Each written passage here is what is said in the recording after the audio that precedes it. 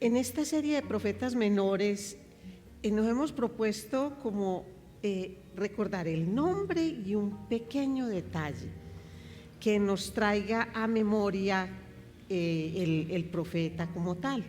Entonces, en los profetas menores empezamos por Oseas. Y de Oseas, ¿cuál era el pecado del pueblo? La idolatría, que es, el Señor lo considera fornicación. El Señor le pidió a Oseas que se casara con una prostituta y tuviera hijos de prostitución. Si nos acordamos de eso, todo se nos va a venir a la memoria. Luego viene Joel, y Joel lo recordamos por las langostas, pero también otras pruebas. Y en ninguna de estas ocasiones el pueblo reconocía la mano de Dios generando ese tipo de circunstancias, eran como indiferentes a esto. Luego viene Amós y es el anuncio del juicio para una nación que tiene una gran injusticia social.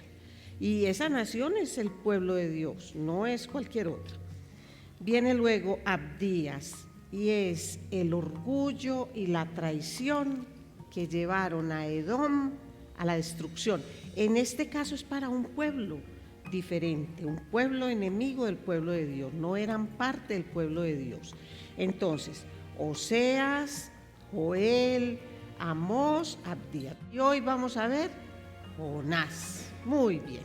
Llegamos hoy al estudio del libro de Jonás. Cuando nos mencionan Jonás, ¿qué es lo primero que se viene a nuestra mente? Un gran pez, un gran pez. Miren, un debate pero tremendo en si era un gran pez, de qué forma, si era una ballena, un gran pez. Eso era. ¿Y qué más se viene a nuestra memoria?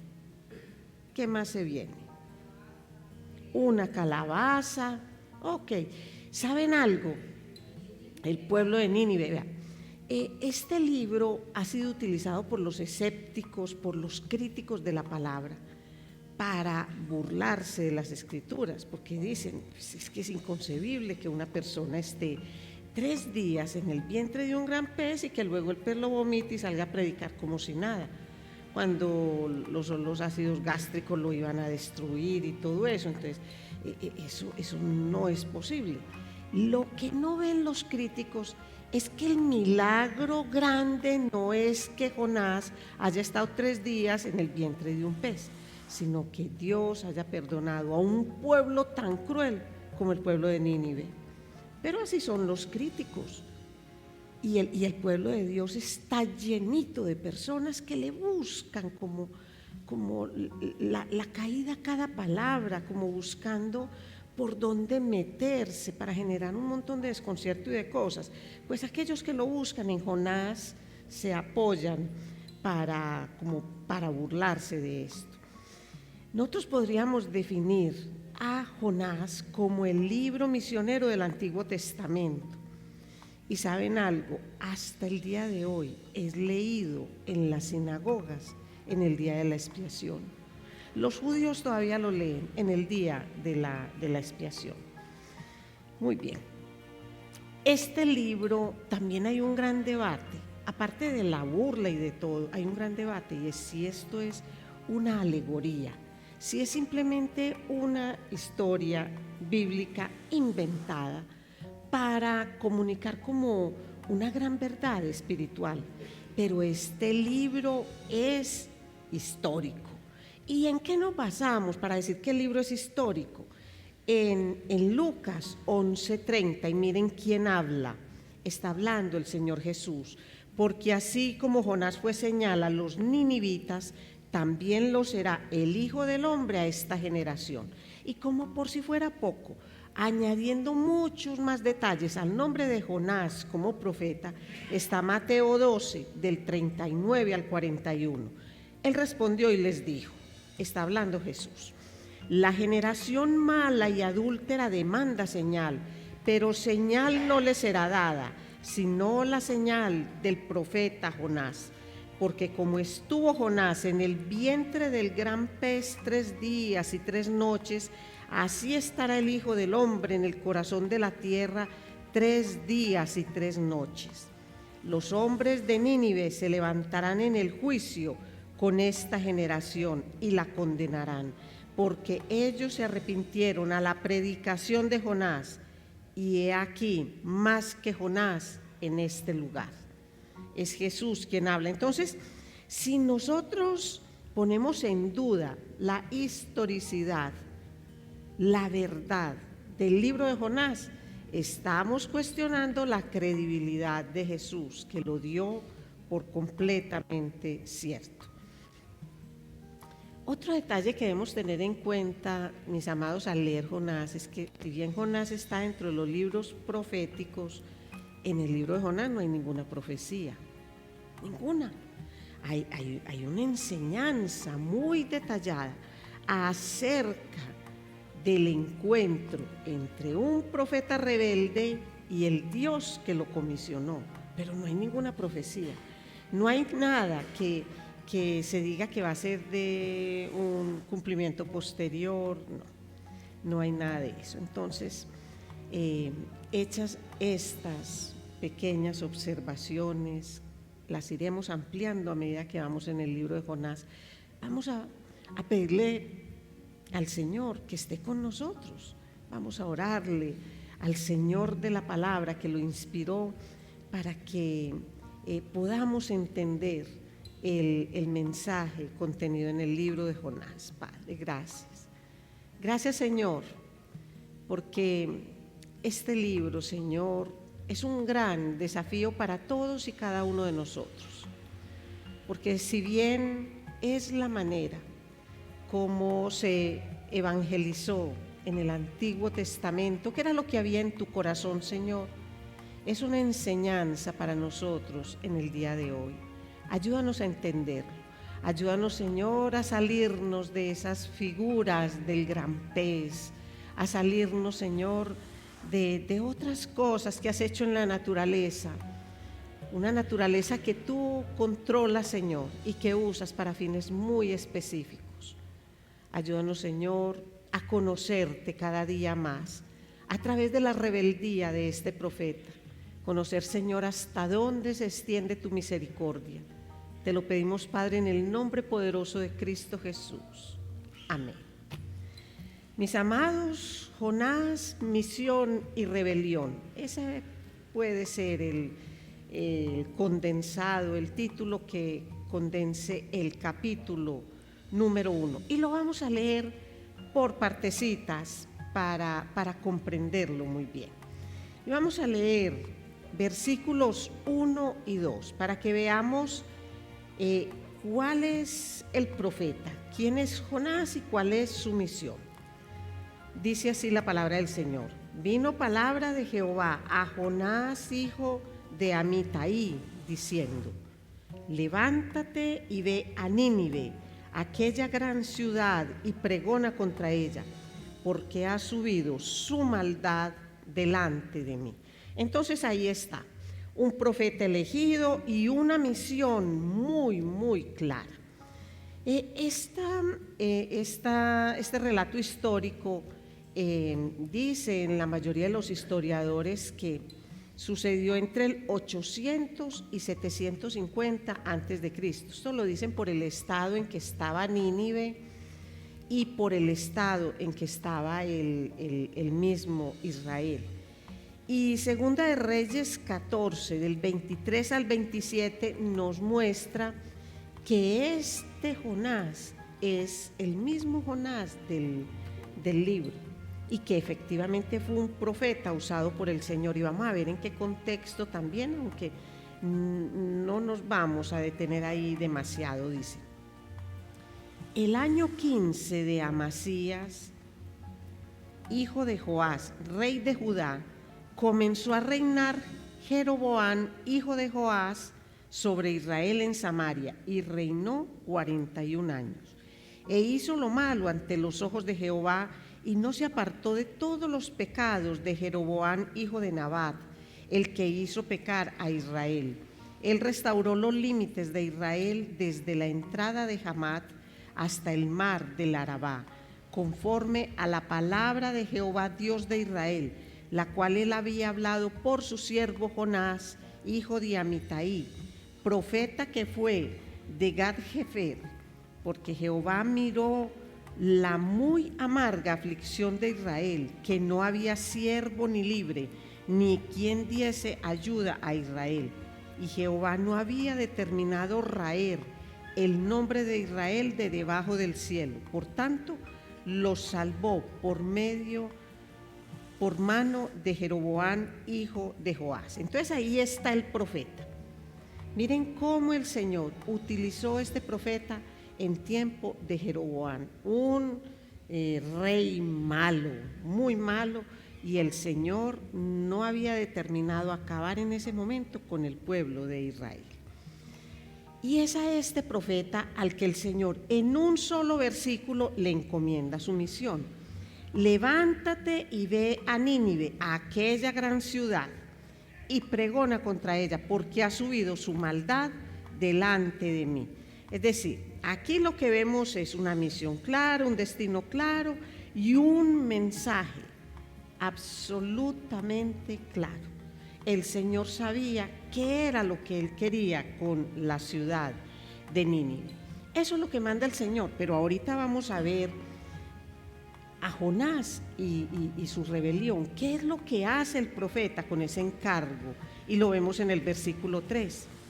Y Jonás se levantó para huir de la presencia de Jehová a Tarsis, y descendió a Jope, y halló una nave que partía para Tarsis, y pagando su pasaje, entró en ella para irse con ellos a Tarsis, lejos de la presencia de Jehová. Entonces aquí empieza esto, miren.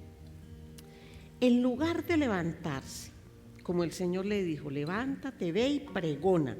Cuando el Señor le dice pregona es anda y les adviertes. Haz eso. Entonces, lo que Él hace es huir de la comisión. Entonces uno dice, bueno, pero ¿qué es lo que le pasó a Jonás?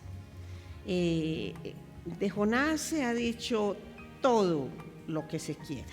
Y la mayoría de lo que se dice no es bueno para el profeta, porque efectivamente no hay cosas grandes que alabar en el profeta en este punto de la huida. Jonás, en el capítulo 4, versículo 2, le aclara a Dios mismo por qué huyó de Tarsis, por qué huyó, a Tarsis, por qué no fue a Nínive. Ahora, oh Jehová, no es cierto lo que yo decía aún en mi tierra. Por eso me apresuré a huir a Tarsis, porque sabía yo que tú eres Dios clemente y piadoso, tardo en enojarte y de grande misericordia, y que te arrepientes del mal. Es decir, ¿qué fue lo que hizo Jonás? Él dijo, pues si lo que el Señor quiere es advertirle a Nínive, yo lo podría hacer desde aquí de Jerusalén.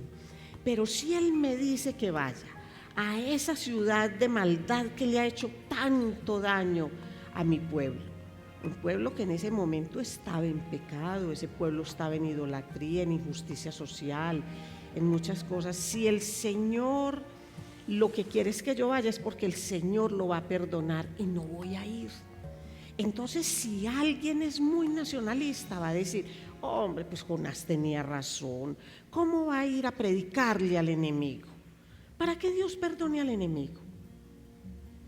En el fondo, lo que decía o lo que pensaba también Jonás es, yo hoy le predico a Nínive, pero si Nínive, que es inconverso, se arrepiente y Dios lo perdona, ¿qué va a pasar con mi pueblo? Pueden acabar con él, porque eso ya estaba también en profecía, que iba a acabar con él. Entonces no quiso hacerlo. Cuando Jeremías e Isaías predicaban, lo hacían contra el mismo Nínive, inclusive llegaron a predicar y contra otras naciones, y sin embargo Dios no los mandaba a las naciones, lo que sí sucedió con Jonás, lo mandó allá directamente. Entonces él dijo, no, yo no voy a ir. Además, él con esa concepción judía que tenía, ¿qué era lo que él pensaba?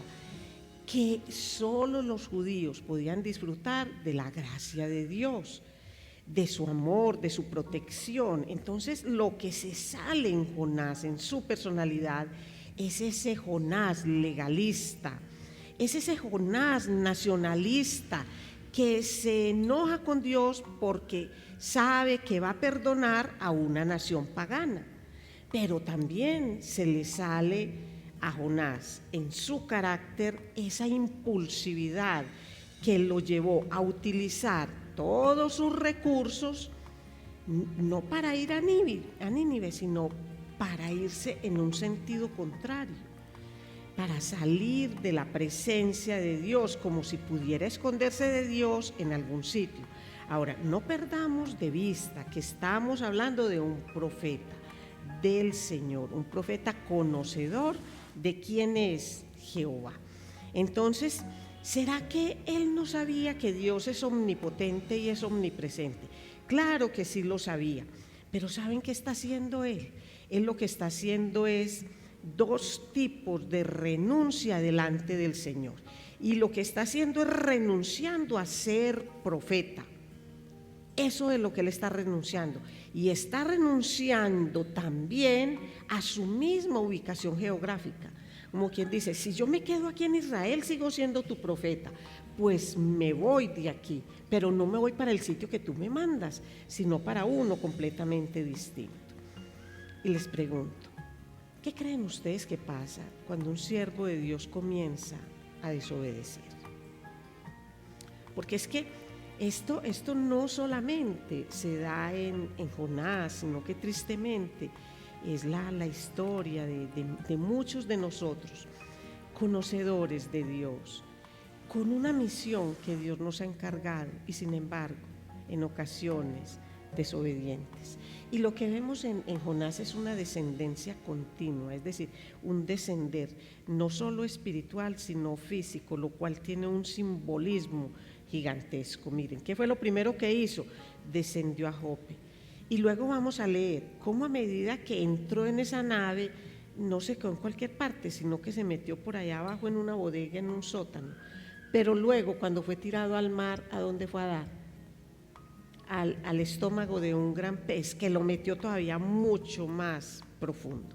Entonces vemos una decadencia, una descendencia, y eso fue lo que vimos tanto físicamente como espiritualmente. Pero ¿qué pasa con Dios?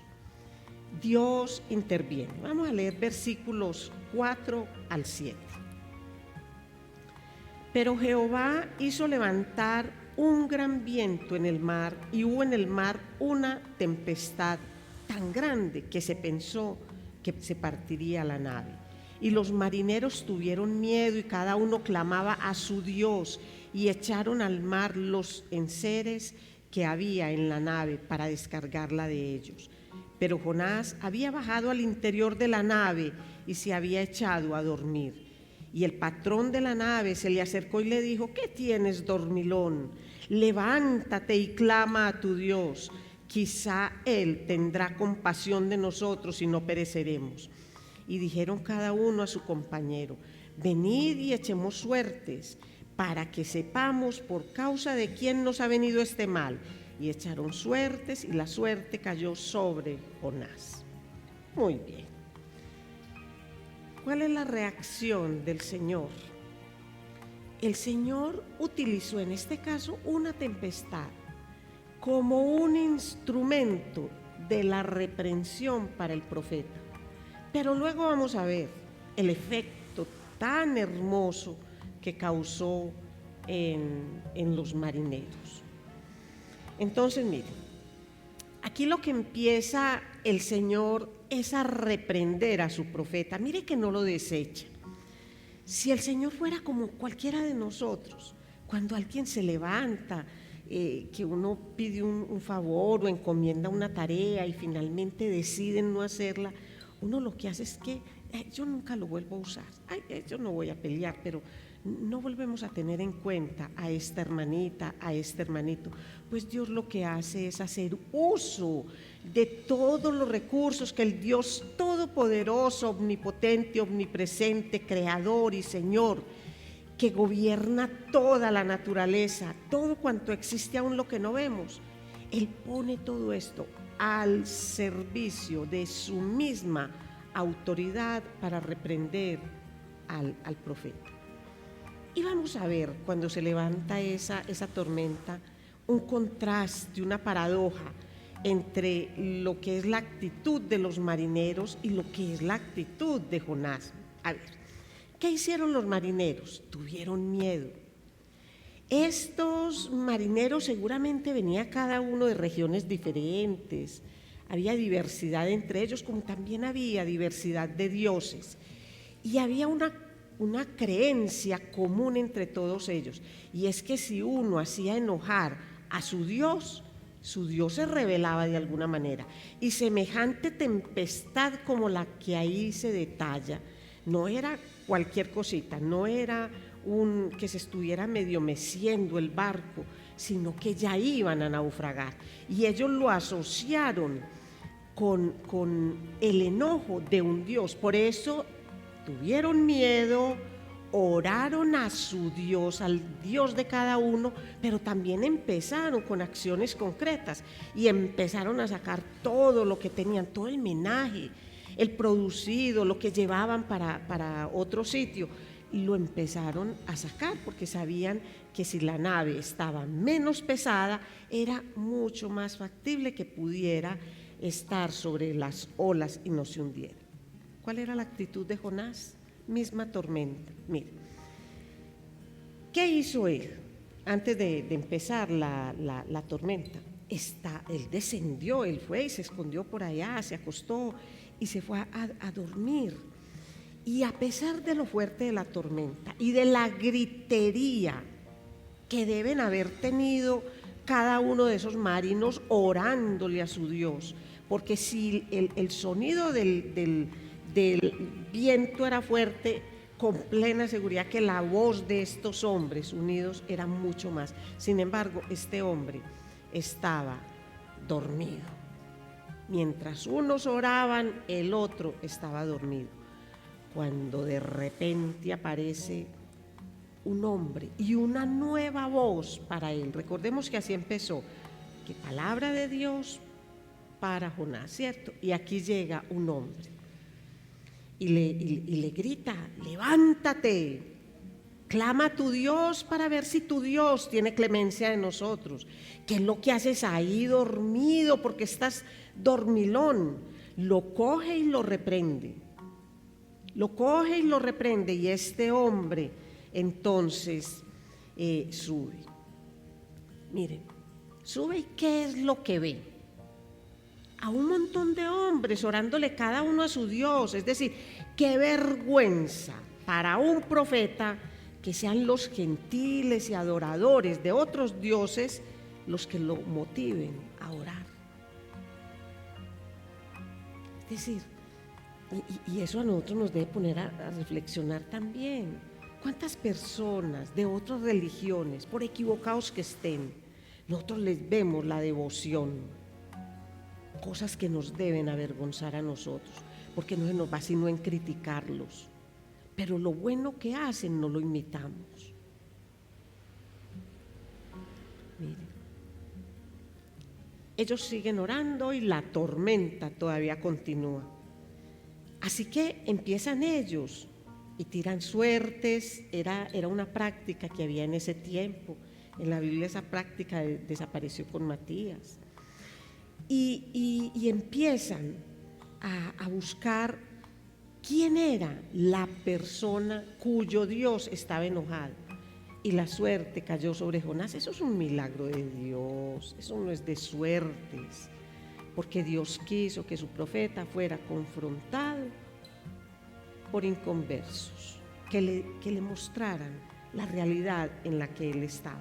Y empiezan estos marineros a hacerle preguntas y empieza Jonás a responder desde el versículo 9.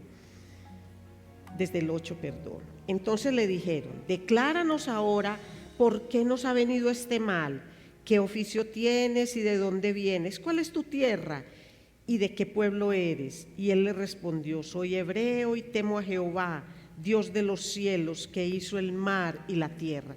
Y aquellos hombres temieron sobremanera y le dijeron: ¿por qué has hecho esto? Porque ellos sabían que huía de la presencia de Jehová, pues él se lo había declarado.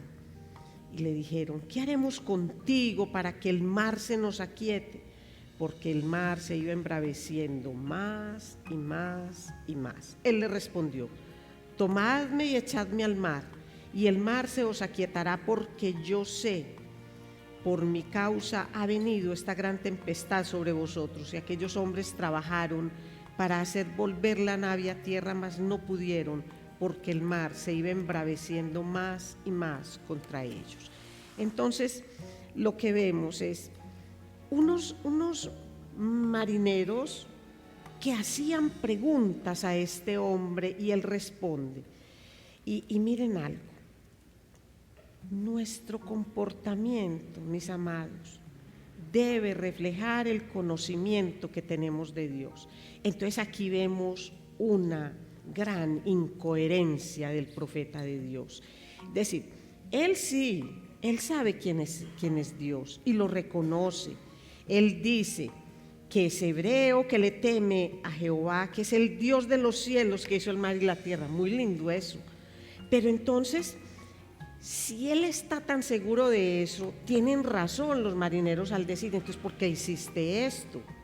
Si tú hablas tan lindo del Dios que conoces, ¿por qué actúas de esta manera? Y hay algo, él no pudo decir más nada.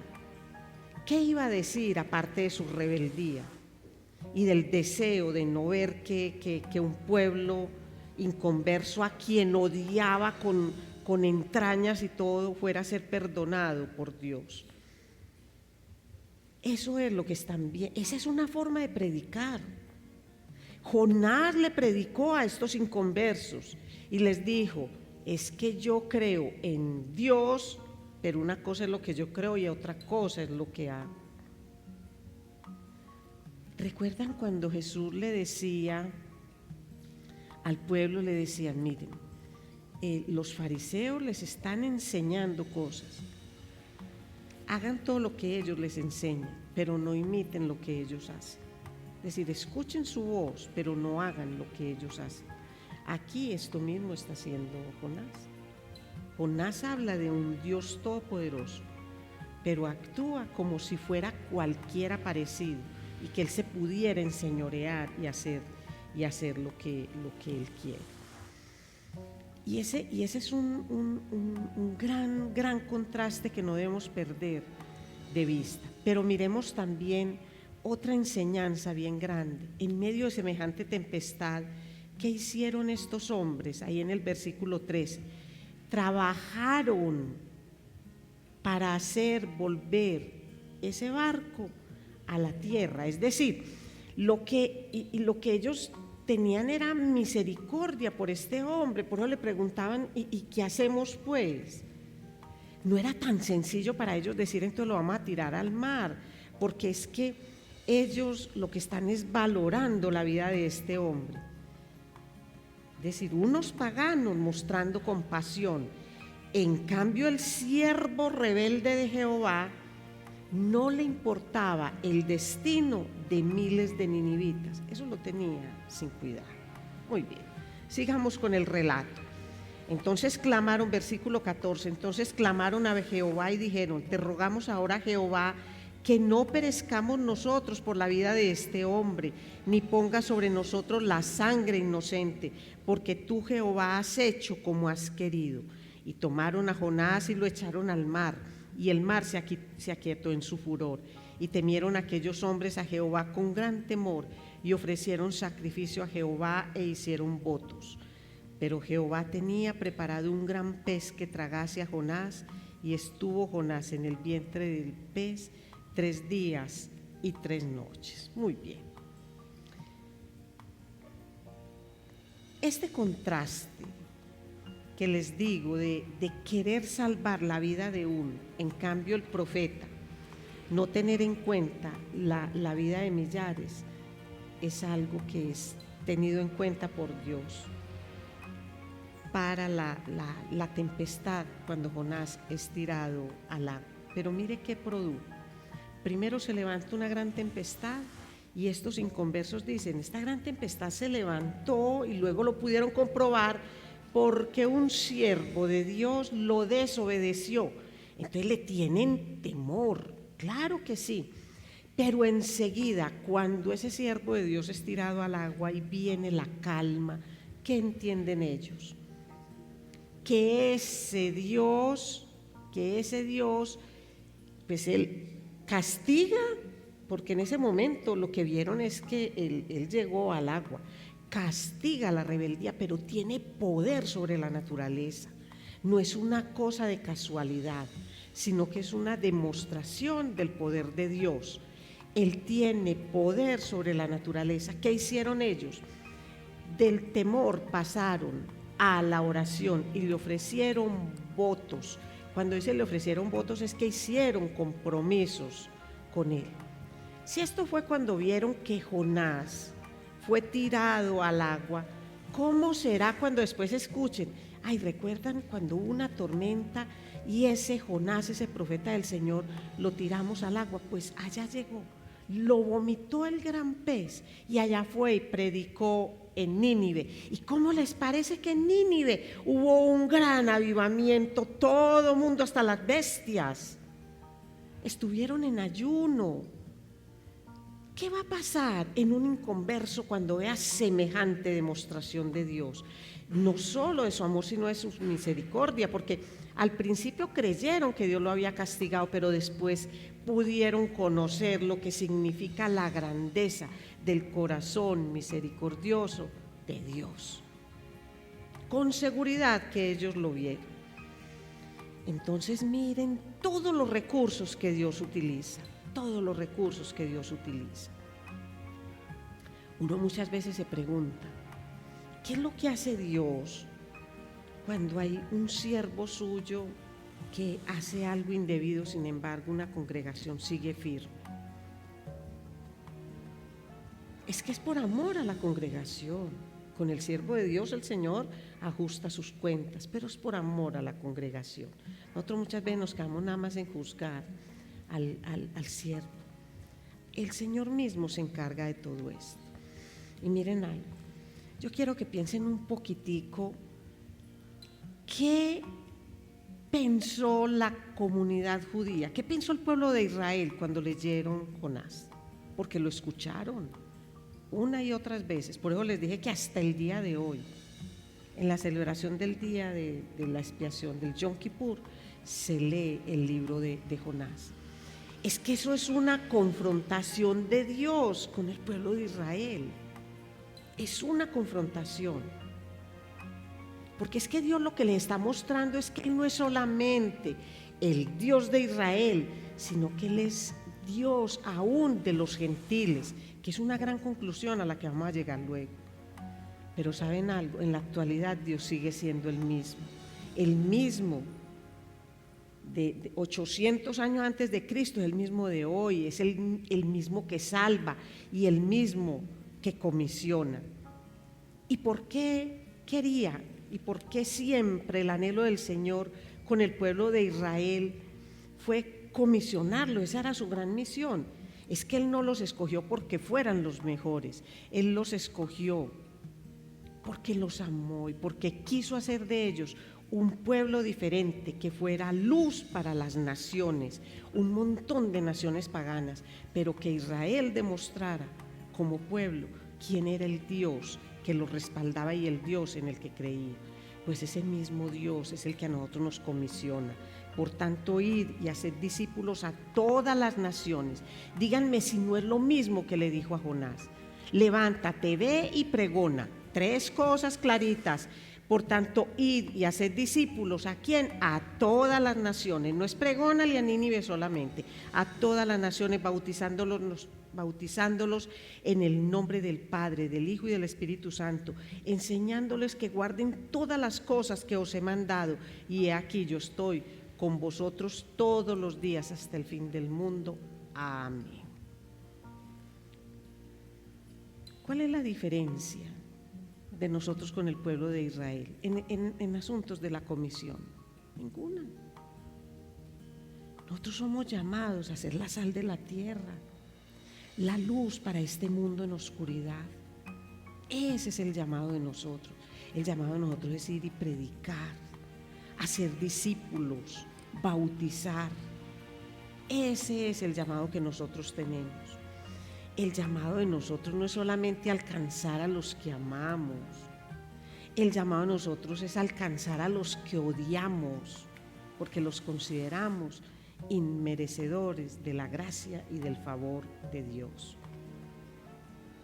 Y es entender que Jesús también dio la vida por aquellos que nosotros discriminamos, que nosotros seleccionamos. Ahora nos queda una pregunta para hacernos.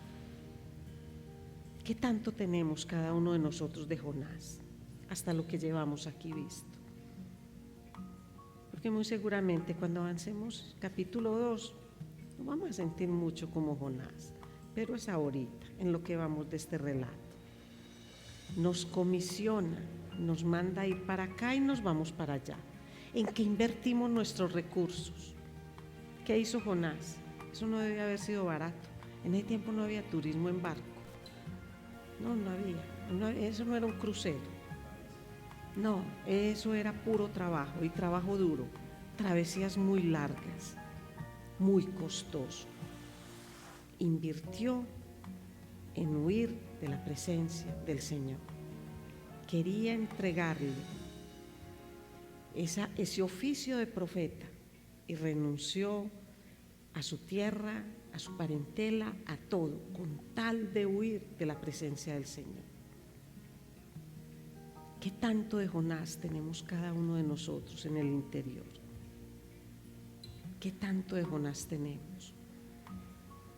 ¿Le hacemos caso realmente a la comisión que el Señor nos ha dado?